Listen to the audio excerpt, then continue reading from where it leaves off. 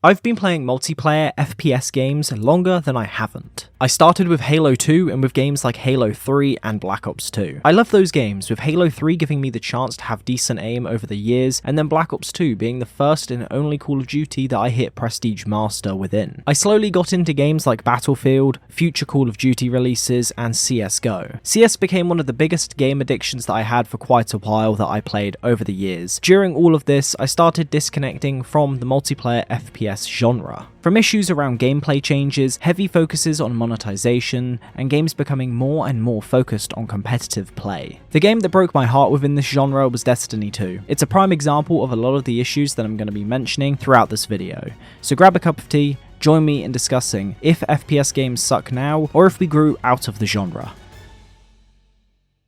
Just before we do though, make sure to go check out the Patreon if you want to support the channel directly and get early access to content like this, input on future videos, and behind the scenes of these videos. If you haven't already, make sure to hit the subscribe button if you like long form video essay content like this, where I talk about games and topics within the gaming world. And if you want to join a group of people who love games from all over the place, then make sure to come check out the Discord down below. I host a monthly game club as well. This month, voted in was Minecraft, so if you want to join us in talking about and playing some Minecraft and revisiting it, make sure to come join the Discord down below. Now though, let's jump into what pushed me and many others away from the FPS gaming genre. Growing up, I didn't play a lot of FPS games until I was around 9 or 10. Before that, I mainly played games like Pokemon, Animal Crossing, and Simpsons Hit and Run. I would watch my siblings play different games, but it was rarely an FPS title. This is probably one of the reasons why I've always loved games that aren't an FPS title, as when growing up, I didn't really play too many of them within that early first 10 years. However, I would be lying if I said that I didn't love a lot of FPS games later on, with the first ones being Halo 2 and Halo 3. I didn't play tons of Halo 2, but Halo 3 was the first FPS game I truly dived into. I really enjoyed playing that game and it helped craft my aim, especially on console. The reason that I say this is because I feel as if my aim today, on consoles anyway, is pretty good, primarily because with Halo 3 you're relying solely on your hipfire capabilities. So when you transfer that over to Call of Duty, it just feels as if your aim is so much better because you are a bit more precise with every single shot. But that could just be a load of waffle. Black Ops 2 was the next game that I really fell in love with and built my love for Call of Duty as a franchise. I definitely think COD has done a lot wrong within this genre today, but when you're looking back at those times of playing these games, they were some of the best you were getting. We had some amazing maps, and we also had zombies at its peak. And on top of that, we also had an amazing campaign. This was the Call of Duty that had everything going for it, and over time that was eroded away. The reason that I'm bringing these games up is that I'd like to point out that I do believe that some of these games are the amazing parts of the FPS genre. They carved a way for the format of what the modern day FPS landscape looks like, but I also know that a lot of this is probably clouded in nostalgia. Black Ops 2 an objectively better game in the core gunplay in comparison to something like Modern Warfare 3 that we got very recently? Probably not. However, it sure did everything well enough. Normally the saying a jack of all trades is a master of none would be fitting for a lot of games, but this game definitely did the jack of all trades part really well, as the modern day shooter market always struggles in understanding how to have everything be good enough that everything just fits in place, and Black Ops 2 was able to master this perfectly. Was the gunplay perfect? No, but there was such great elements of everything that made the whole experience amazing. Over time though, I grew apart from the FPS genre for two primary reasons. One of the reasons is that I just didn't enjoy the releases coming out. I found that they were either becoming too competitive or that the gameplay loop of jetpacking around. The other reason though, and I've noticed this with others and I've mentioned within other videos and you guys seem to find it relatable, is the anger that these games can cause. A meme that is prevalent online is how much better your life becomes when you stop playing online games,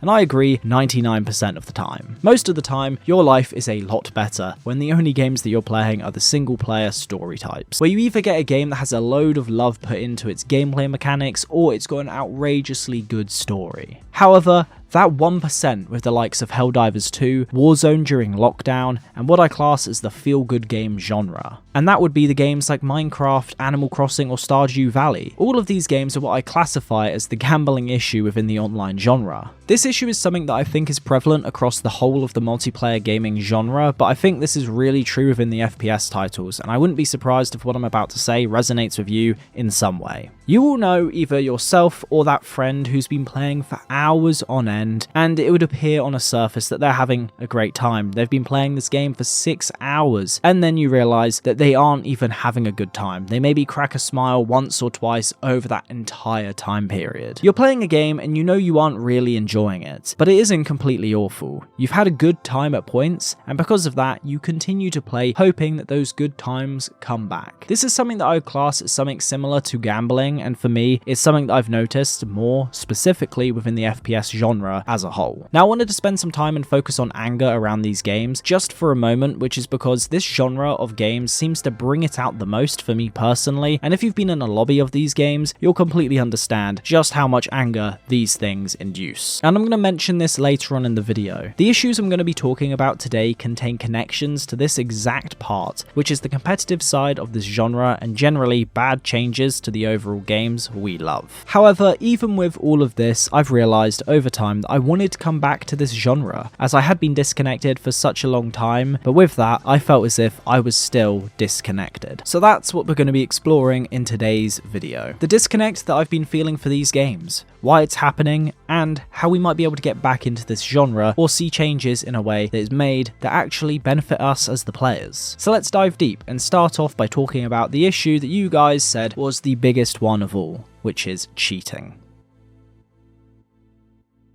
Cheating is an issue within gaming. However, I personally think that in most circumstances, it's blown up to be a way bigger issue than people believe it to be. Before I get into my own experience around cheating and my opinion on cheating within games, I'm also going to be throwing things like cheesing in a game or doing anything outside of the game's core gameplay mechanics that give you an edge in some scummy way as cheating. So let's talk about these issues and why in the modern FPS market people think that this is a big issue. To talk about this, I'm going to use some of the most notorious games within the FPS genre for cheating and issues like it. So we've got CSGO, Warzone, specifically Quarantine Warzone, and Rainbow Six. All of these games have had notorious cheating issues, and some have been overblown in my opinion. Let's talk about one of the biggest examples of what happens when you stop helping your player base fight against the issue of cheating within their game, which is Warzone. What I would like to preface this with, however, is that Warzone was in a unique position. It was a game that was able to take full advantage of the fact that everyone was trapped indoors, so it had a massive player base to deal with, and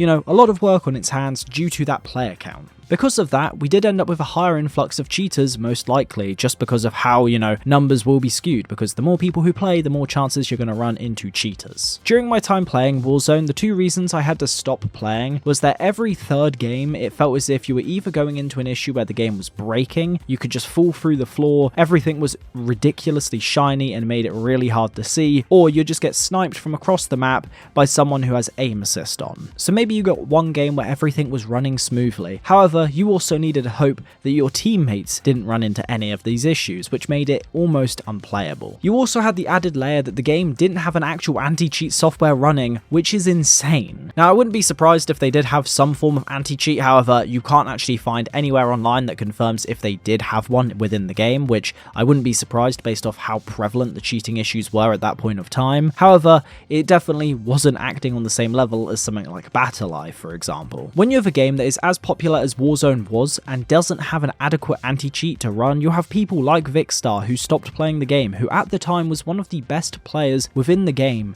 across the board, who left because of the cheating issues. CSGO is one of the games that I think is incredibly interesting. However, if I'm honest, I've hardly experienced any cheating ever since CS2 launched and for a long time within CSGO. A long time ago, they brought in a feature that made it easier to catch cheating with different set of player bases between new and old players. Yes, cheating still happens, but in my experience and based on a lot of streamers and content creators, it doesn't seem like anywhere near as big of an issue as some people people like to make it out to be. However, the cheats that people deal with are what makes these issues as prevalent within their mind. You have people using toggle, aim assist, and spin botting, which can cause really awful experiences for many players, especially when you don't have an authorized account. As I said, they brought in this feature that meant that you had to have played for a certain amount of time and spent some form of money on your Valve account to prove your existence as an actual human being, and that you aren't just, basically smurfing or using other accounts and whatnot, so that people couldn't just go into a normal lobby with other people with the same sort of rank and get caught cheating. It basically just made it a little bit harder and a little bit more friction to get into playing against other players who, were just here to have a good time and not be in a game full of cheaters. Which then builds a massive misconception about this game. It's put off a lot of players, and in my opinion, it's something that isn't as true as some people like to make it out to be, especially when you aren't, in that section where you haven't authorized your account fully. So I do think there is an issue of people thinking that that is the standard CSGO experience. Rainbow Six is a game that handled cheating in a really good manner, in my opinion. The game still has its issues, and sadly isn't as good as it used to be. But when it comes to handling cheating, Matalai stands out as one of the best anti-cheats around. It's used within games like PUBG, Fortnite, Destiny 2, and many more. Because of this, Fortnite R6 and Destiny 2 don't have rampant cheating issues that cause people to have no interest in their games. Something like CSGO back in the day and Warzone, especially when it first came out, had these issues, and that's what ended up bringing people to have bad experiences throughout those games' existence and got put off from experiencing them ever again. Cheating though is only an issue due to one main reason, which is that it ruins the experience for other players. I'm someone that a lot of people wouldn't like within the world of cheating and cheesing, as I personally absolutely hate it whenever anyone does anything like it within games that I'm playing, no matter who it is. It could be my friend doing it in some harmless manner that doesn't really matter. I just find it incredibly infuriating, as in my opinion, it takes away from the fun of the game. It could be that one friend who decides to put themselves into creative, for example, when you're in a Minecraft survival realm, or someone that uses spots to glitch out of the map so that you're in unhittable spots within boss raids within Destiny. The reason all of this annoys me in particular is that it takes away the fun from the game, and then it takes away from the accomplishment of the player for completing those things. Destiny 2 is a great example of this. We'd have moments where people wanted to do raids right away, and instead of being patient and learning it through trial and error, or watching those tutorials of how to do it properly and then learning them ourselves, people would try and find the easiest path to victory. They would be on Reddits and learning how to do things where you can just cheese the boss so it's easy to do without any issue. This is linked to another idea that I mentioned within a previous video, which is left unchecked, players will optimize the fun out of the game. And the reason why people were doing this is because they believe that if they do this,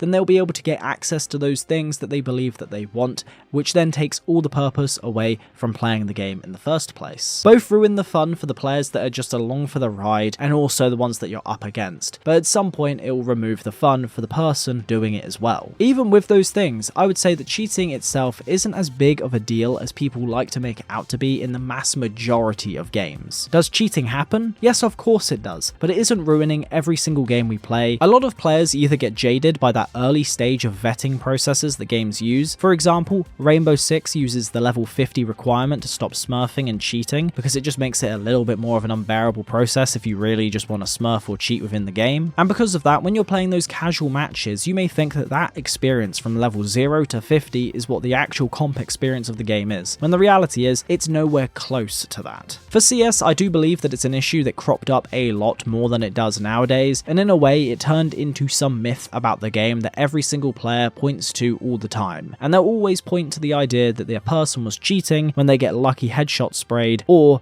that the player was just better than them. Instead of just admitting these things, they go straight for the idea that they are cheating because it's such a myth within the CS community.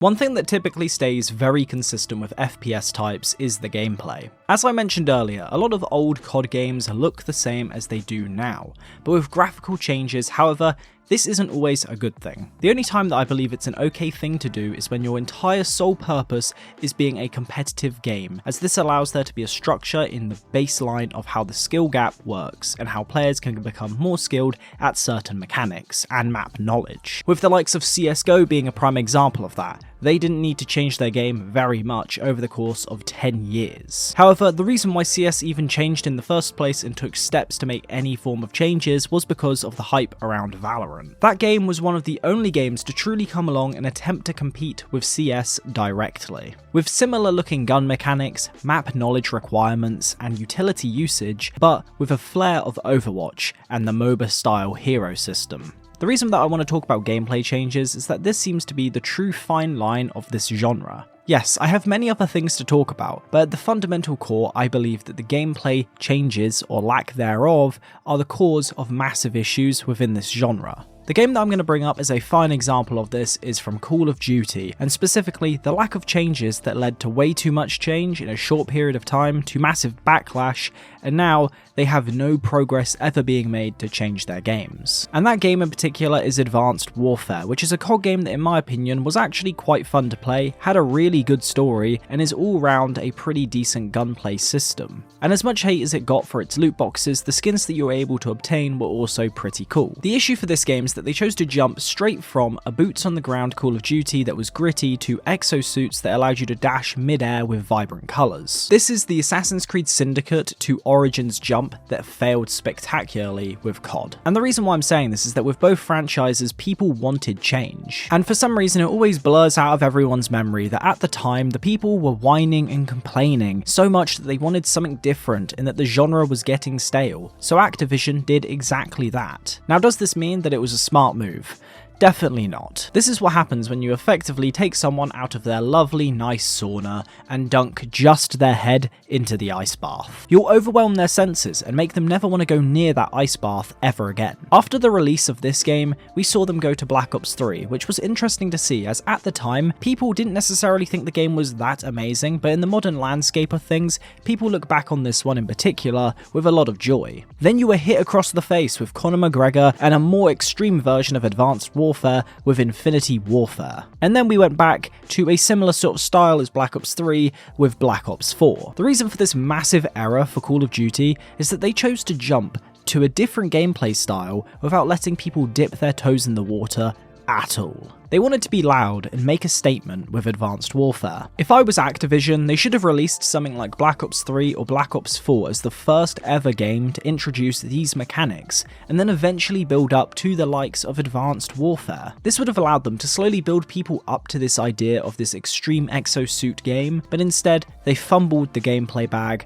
massively. This led to them backing away entirely and going boots on the ground from here on out ever since 2019. Which in my opinion is good to see that they listen to feedback, but it is also kind of sad to see, as it means that they're scared to step out of line and ever consider pushing a boundary of the genre at all. With games like Titanfall no longer being a big deal, games like Halo fumbling around ever since their release, and Battlefield being left in the bin, and it means that you're now left with next to no options for your casual FPS game for many normal people. And all of this comes from other companies screwing up, leaving COD as the last standing player, and COD being pushed around by its consumer base so much that they're now too scared to stand out of line. So yes, gameplay changes can make an awful experience for the players, as shown off with Advanced Warfare's massive jump, but it also can be a big issue when they're so shy to ever make any changes that every single year the game simply doesn't change. You leave the genre out to dry and it will become stale and boring, and it will then pose the question as to why do these games suck now? And the answer to the gameplay issue is they're too scared to try anything new. This brings us beautifully into the next part of this video, which is companies making bad choices which led to them becoming irrelevant to the modern discussion and disenfranchising players. The reason a lot of this conversation is around Call of Duty is because it's by far the most popular franchise to date in the shooter genre. Yes, we have some amazing games that aren't just Call of Duty, but we used to have far more competition to the casual FPS marketplace on consoles, which is a big area of gaming, and I understand a lot of people play on PC and don't like that I talk about mainly console-esque stuff. That's because I am both a PC and console player. I can see these issues on both lines, and to be honest, even on PC, most people that I know don't really consider playing Halo that much anymore, Battlefield that much anymore, and they'll always opt for Call of Duty. That lack of competition that I mentioned, Call of Duty is now the game on top of the mountain, but it has nobody else left to help them climb back down. What I mean by this weird analogy is that a franchise like Battlefield helped breed competition. It allowed each company to prove that they were better in some way, and for a long time that war waged on. However, over time, due to terrible choices made by EA and DICE, we've seen a massive drop-off with the primary competition to Call of Duty. My view of the casual shooter market is that people who complain so much about COD and love Battlefield need to realise that COD didn't have to change very much to keep itself afloat, and really, Battlefield didn't need to do too much either, but they chose to make some options with whatever the hell Battlefield 5 was, and 2042 that then caused it to drown. When you go against your target audience in a simple way like gameplay, like we saw within the rocky releases of Call of Duty during the late 2010s, or you decide to do some questionable antics into pushing things into your video games like Battlefield did, and not fixing very core features of the game that will affect the experience of really simple things like loadouts. These things will slowly eat at your player base until zero interest is left to continue playing them. This brings me back to Assassin's Creed. For as much as Valhalla was the most profitable game within the franchise, which I'll note, as I've stated in other videos just to clear up this, which is that they've never released their sales records of actual game units, so most likely that 1 billion number they throw around is from microtransactions, but that is not for this video. That game did something to Ubisoft to go out of their way to give some money to fund a small, close to home experience for the franchise with the likes of Mirage. If you want to see my critique for that game, make sure to go check it out. I pretty much end up explaining how I don't believe Ubisoft truly understand what their players like, but yeah, make sure to go check that out. The reason I bring this up is that a lot of people believe that Ubisoft don't care in any way about their core fans of the original games, but clearly something exists that made them realise that to an extent, maybe making something for your old fans was a good idea after you've pummeled them into the ground over and over. The simple answer is money, but the other is that your core fans are the ones who are going to be the customers for every single game you release on launch, and when all you do is constantly pummel them down until they don't have any money left because you've released terrible game after terrible game, people will stop caring, and the relationship that you've created of goodwill over the years will be fractured. And this is what we've seen within the FPS market for many years now. And it's why Battlefield fumbled around for so long after Battlefield 4. And also, I actually do think the World War I Battlefield was a really cool game. It was just a bit sad that it didn't get enough traction that I believe it deserved to get. Battlefield 4 is considered the last really good Battlefield. A lot of that comes down to not giving your players what they want and not doing it in a way that is actually reliant on being good with your player base, which is sad to see. The biggest hot topic outside of cheating that everyone mentioned to me was the rampant monetization that is the FPS genre as a whole, and in general, the modern gaming marketplace. And again, if you want to add another video to your list to check out, my Gaming is Dead video talks about this exact topic in depth about the whole gaming market instead of just FPSs, but for now, we're going to sit and talk about FPS. As a lot of you did say that this was a big issue, and I couldn't agree more. I've spoken a lot about COD in this video, so I'm going to give them a little bit of a break, even though they are one of the biggest offenders of this issue, but I'm going to spend some time and focus on Bungie, as they're a company that over many of the long years that I loved Destiny and eventually built up a love-hate relationship with the game means that I've got a decent amount of knowledge about the way that they work, the way that they kind of put messaging across to players, and yeah, everything about that. So let's talk about them for a moment. For a long time, when Bungie started adding more microtransactions into their game, the fall guy by the community at large was that it was money-hungry Activision.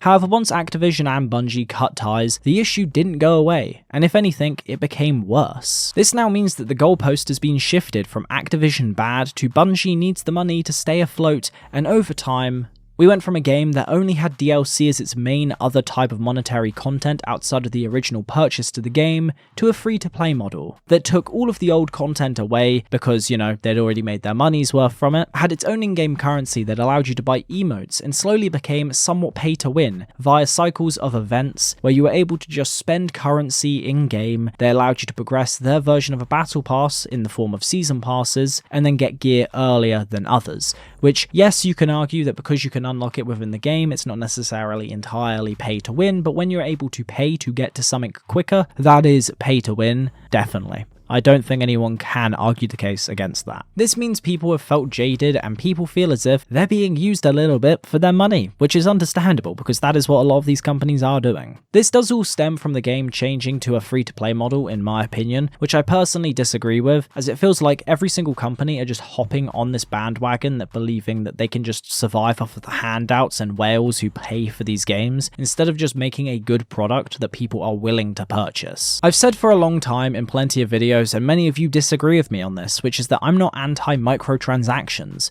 but I'm anti-money-hungry tactics and moves to make the player feel as if they are not able to get away with just playing the game for free because they're missing out on so many other things, which many companies do. Both Call of Duty and Destiny will promote to you every time you launch up the game the products that they've got for sale or the new thing that they've just released immediately and just keep telling you about it over and over. Halo Infinite at launch is a prime example of awful money-hungry tactics being used. Not only did they charge you for individual items that you couldn't use together as they were different overall armor types, but these were all things that in previous games were just an actual feature of the game that you could get while playing the game, but instead they decided to say screw you and make you pay for all of it instead. This issue is a massive deal within this genre, as not only is this something that's taken over the FPS market by storm, but the market is also incredibly well known for having a massive younger demographic for its player base. Which means these tactics are being used at mass on groups of younger people who have not gone through full development cycles just yet. They don't know what is right and wrong to be purchasing. They don't know the true value of money. They're just going to go and beg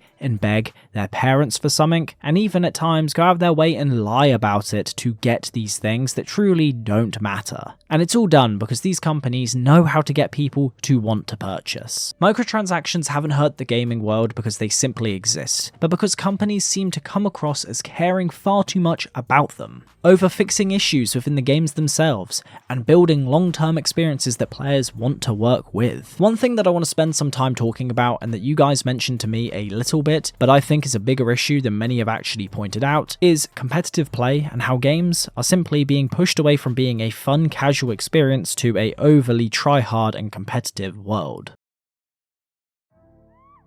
Over the last few years, gaming in general has been tilted towards more competitive play. This could be for many reasons, but the one that sticks out most obviously to all of us is the internet and content creation. By being good at a game, it allows you to get some form of social status and possibly become someone who can earn money from this part of the world, which is incredibly hard. You see this all the time in pretty much every single game you can play. For people not calling out players who are top fragging even if they make a blatantly bad choice because they're too scared of them just ditching their lobby, or just giving someone a ton of praise that is the most they've probably received out of anything they've ever done in their life. Everything from the ability to play a ton when you're a kid through to the social praise can cause games to become way more serious and way more competitive because both of those will go up with time. We've seen this push towards more competitive play over the last decade, with games coming out that put competitive modes as the forefront of their games. A personal anecdote for me is Overwatch. I had a group of friends that absolutely loved playing Overwatch when it first came out, but in the end, I had to stop playing with them because they would take the game so seriously and go over the top because they wanted to make sure that they were winning in every single game, and they took every single game as if it was the most incredibly important thing in their life every single game. And as much as it is a meme, getting older, it's something that does come to mind way more now. It's only a game. Why you have to be mad? A lot of FPS titles that come out today don't seem like they're aiming for the casual demographic, the same way games from the 2000s and early 2010s did. When we were younger, we might have taken games a bit too seriously. I may have been one of those kids that broke a bit too many Xbox 360 controllers, but we were actually having fun. We didn't care about the score of the game, and we didn't necessarily care if someone was genuinely better than us. If anything, we would say, wow, like, we have just been destroyed by this really good player, instead of lashing out and acting as if it was this awful experience and as if I had to be the best to ever come close to them. It was nothing like that. And then obviously the fact that in modern day, if someone is better than you at the game, just accuse them of cheating. That's typically how it ends up going. Fundamentally, the reason why I think this is an issue within this entire genre is that it sucks the fun out of the game and makes it way too serious. Instead of people having fun and enjoying the game, they focus on just getting their jump slides perfect so that the next time they come across another player, they can crush them immediately. Does this mean that I don't think you should take games seriously if you genuinely enjoy it? No, of course not. If you actually enjoy it, fair enough. But I guarantee you, many of you will relate to this idea that you're sat there playing a game, and I would argue this 5x's when it comes to the competitive genre, that you're sat there for maybe 4 hours, and you think you're enjoying yourself at times, but really, you're not having that much fun. You'll play a game of CS that lasts like 80 to 90 minutes, and you maybe smiled twice, and overall, all you've done is increased your anxiety levels.